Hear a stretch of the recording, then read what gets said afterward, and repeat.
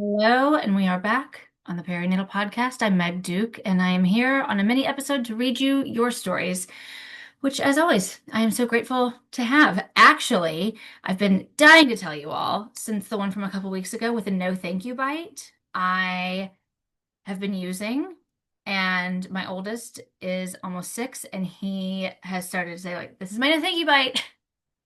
So it's working. I am a huge, huge fan of that. A number of these things that you all have already sent, I've started to put into place, or I've already been doing them in some form or fashion.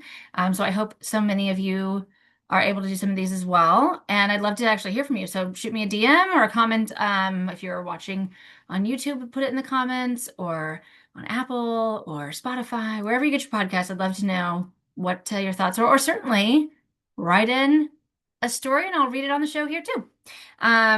So yeah, no thank you bite. Huge fan. It just, so thank you so much to the person who sent that in. All right, let's hop in. Bedtime in our house has historically been a saga.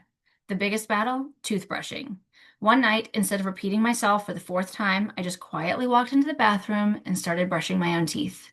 My kids peeked around the corner, watched me for a second, and said, "Can you do mine after yours?" I nodded. No lecture, no raised voice, just modeling the thing and inviting them in.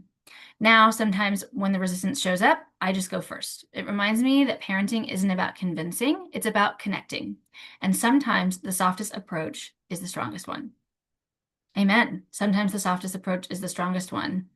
That is definitely something we have. Toothbrushing is hit and miss with us in terms of whether or not it's a saga, whether or not it's a fight. So, a great way to think about that one and to think about so many other things, the no thank you bite, eating veggies, all of the things that we can be doing that we want to have our kids.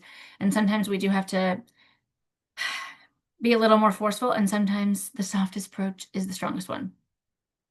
I need to write that down somewhere. Sometimes the softest approach is the strongest one. All right, the next one. I used to answer emails the second they came in, on my phone, in the school pickup line, while stirring pasta. It made me feel productive. Haha. It made me feel productive, but also constantly pulled in 6 directions. One day, I watched my kid draw for a full 15 minutes while waiting for dinner, completely immersed. And I realized I can give myself that same permission. I don't have to respond instantly. Now, unless it's urgent, I let the email sit. I set a time to respond later.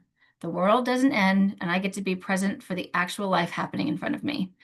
I hope we are all able to do something like that that is meaningful in your life. If it's responding to emails or whatever else it might be, that is so true. There's text messages. I'm on a number of text threads, which really fill me in certain ways and bring me closer to people who live that I don't get to see every day, right? No matter how far or close they live. And I love that. And I love sharing jokes and stories. And also, sometimes it's okay to just have a couple of unread messages. Now, of course, I want to be very clear that this person mentioned that they set a timer to do it later another time, because that is where we run into the issue. It's if it doesn't get done and then it builds up, of course. But this is the thing of how do we be more present in our moment right now, right in front of us? I hope that you all can think of how you might be able to apply that into your lives starting today, even. All right, last one. I used to think I had to fold all the laundry in one sitting. It became this looming task I'd avoid for days, then binge like a bad TV show with resentment. But one night, I just folded 5 shirts while talking to my kids about Minecraft. Then I stopped. That was it. And something shifted. I realized laundry didn't have to be all or nothing. Now I fold a few things here and there during snack time, between emails, even while on hold. It's not perfect, but it gets it done without the resentment. Sometimes progress looks like one small pile at a time, and that's enough. This sounds a lot like the 5 minute rule as well, right? It doesn't have the five shirts rule. Did the five shirts, did something small. It doesn't have to be all or nothing. So many of us struggle with the all or nothing thinking in so many ways, especially with household chores. If I don't fully clean out my entire closet, I've failed. Well, first of all, many of you have many things in your closets, and the idea of having to do that, that could be a whole day task.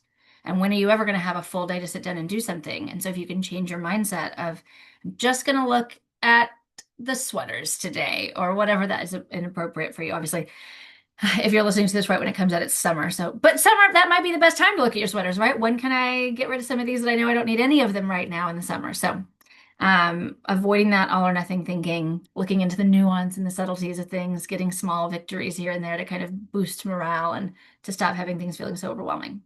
Thank you again to everybody who sent in your stories today. It's such a pleasure for me as always to get to read them. I appreciate that I get to implement some of these things in my life. I definitely talk about them with some clients. I know a number of my clients listen to this show, and they'll come and, oh, that one that you mentioned.